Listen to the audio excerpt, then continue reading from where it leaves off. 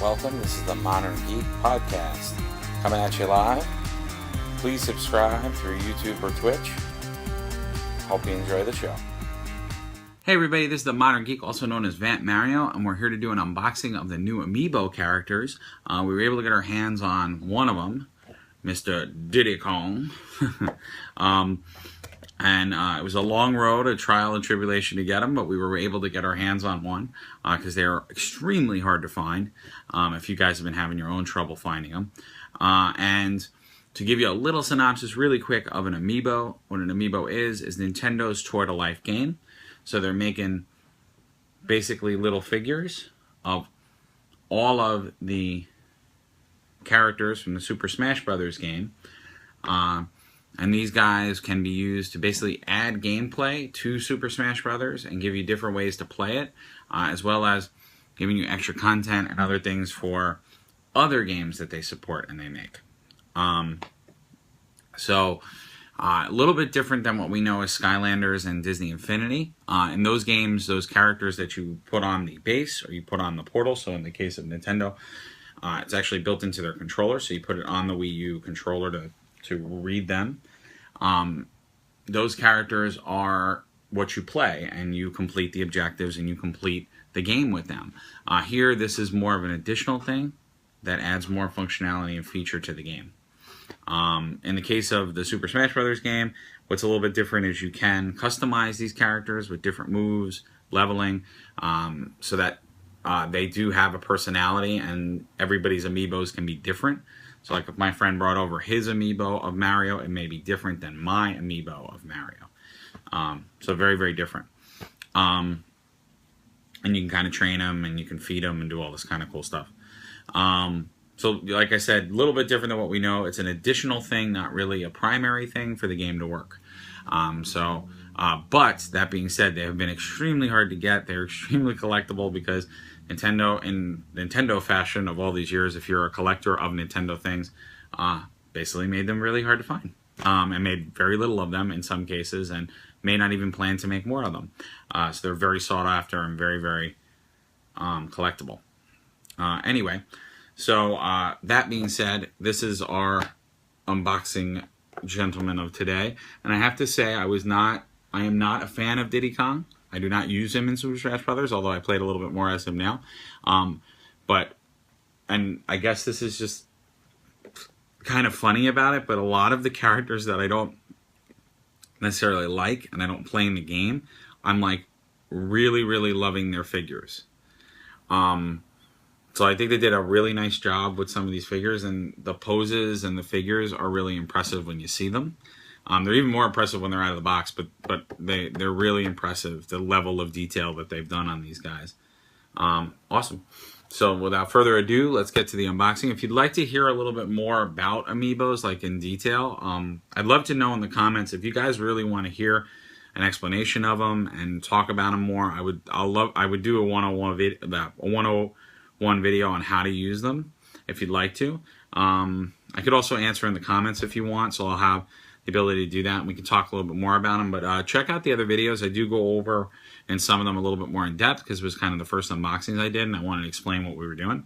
So check those out, because I have quite a few unboxings. We have unboxings of pretty much all the first wave, and I have an unboxing of each of the second wave characters that I've unboxed so far. And because they're very sought after, my unboxings have been a little tight because I've been trying to get 2 of each of them so I can keep one boxed and one open.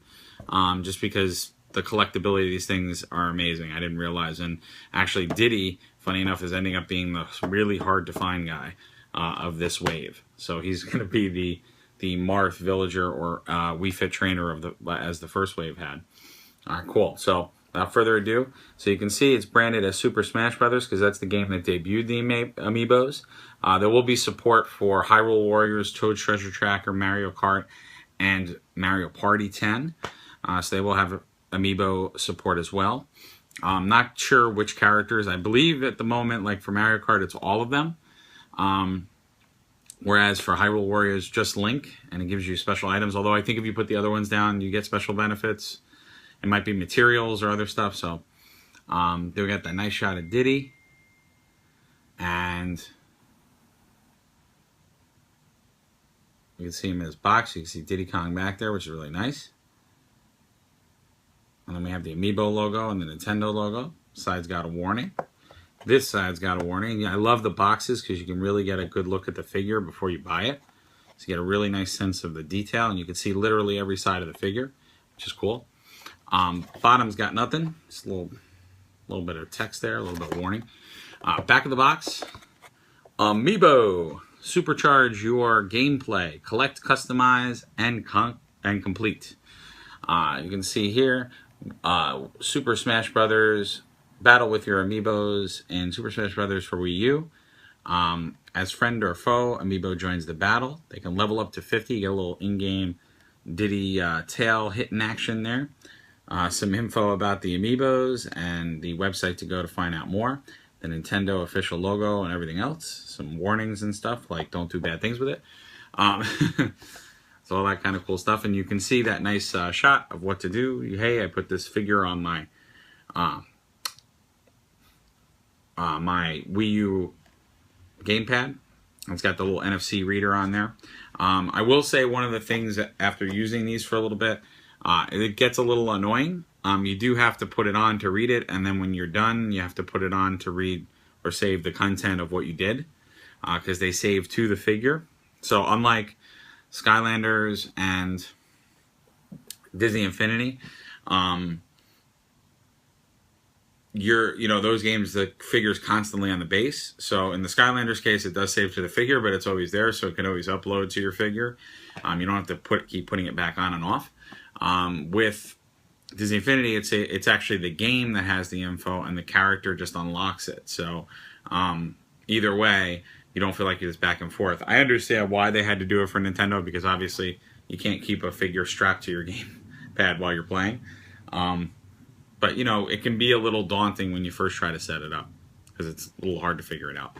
But very cool. All right, without further ado, let's get this guy busted open. Oh. And very easy to get out, as they all have been. And here's a shot of Diddy in his plastic, so you can see how this packaged. For the most part, they've all been packaged really well. I haven't really seen too many broken ones or things like that. One unique thing, too, that they did is they did put a metal piece on the bottom. So what that means is, unlike our other Toy to Life games, you're not going to be able to use the figure inside of the box. Having an emergency. So again, they put that metal on the bottom, so you will not be able to use the figure while it's on the box, in the box. So for us collectors out there, that's why it's taken me so long to do these unboxings, because I'm trying to get two of them so I can have one out and one not. Because I can't just play with it on the box. So with Skylanders, a lot of times if I get a rare one or an alternative and I only get one of them, or I can only swing one of them, I keep it in the box and just play with it so it stays packaged. I can't do that with the Amiibos. They won't work. So without further ado, here is our Diddy Kong. And like I said, not a Diddy Kong fan, but I love the detail of the figure. And I think it's the pose too. So one of the things that's unique with the Amiibos too is they really tried to push the envelope with the poses. So the poses are actually, so if you are familiar with Smash Brothers and you've beaten the game in classic mode with a character, usually drops a little trophy. And so the Amiibo characters are the trophy guys, so the trophy poses of the characters. And because they are, obviously they've always been digital, the trophy poses they're in a lot of cases are very action oriented. They're very unique. So they're not, these stagnant figures. And, I've always applauded specifically Disney Infinity for the way that they bring action and they bring, they bring this intensity to their figures.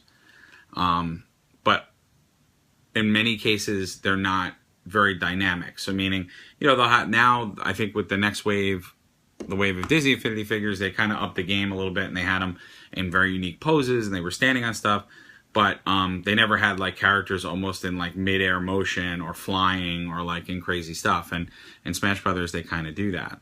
As a byproduct of that, one of my pet peeves with the Amiibo figures is these bases. So you can see there's this like orange, yellow clear plastic. And I was going to say in the Diddy Kong case, they actually did a pretty good job of hiding it a little bit, so it's not an eyesore. But in some of the figures, these bases are really distracting. So like I'll use, actually Fox is a really good example, but you can see a Fox, like great figure, great detail, all the equipment's there, but then you have this like giant blue thing that it kind of kills the form. So as somebody who's, you know, really big into, you know, I draw, I paint, I do all those things. I'm very big into art and cartooning.